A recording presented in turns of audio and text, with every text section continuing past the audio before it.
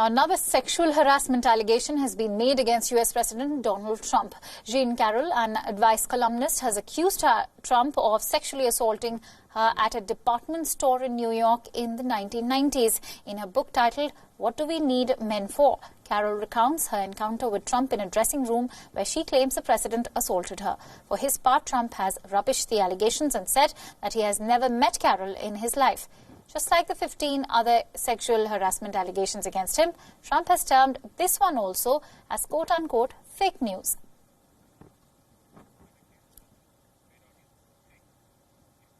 And in the latest coming in from the United Kingdom, UK Foreign Office Minister Mark Field has been suspended after a video showed him grabbing and pushing a woman who is a Greenpeace activist by her neck. Climate change protesters from the environmental group Greenpeace had interrupted a formal black-tie dinner event. Can we get this person out? It's a peaceful protest.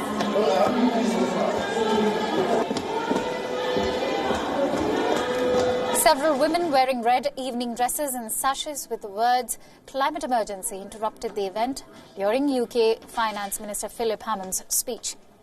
Field was caught on camera getting up from his seat and confronting the protester and grabbing her by the neck.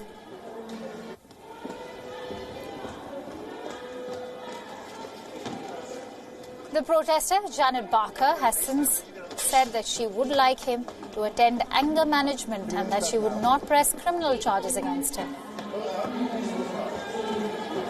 I don't intend to, no. I don't want this to turn into a slanging match. You know, it's childish, some of the news that you hear. It's irrelevant. And I don't want this to be a story. I want the story to be about our future and our planet and renewables, and I don't want it to be he said, she said, and, you know, it's just daft.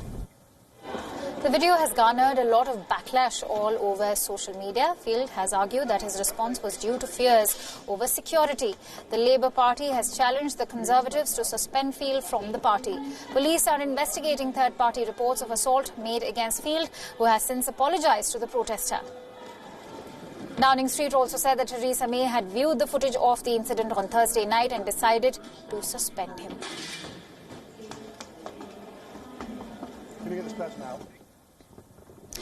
India is now the new China when it comes to sovereign wealth funds. Funds have been pouring into the country with rising stakes in everything from renewable energy to airports. Prime Minister Narendra Modi's election last month is now likely to bring in more foreign investment.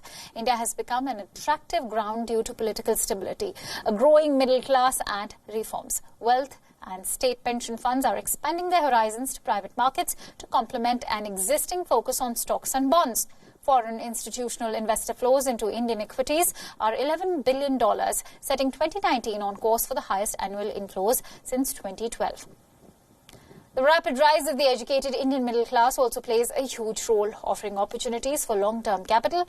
With China now engaged in a trade war with the US, sovereign funds have now shifted attention to India.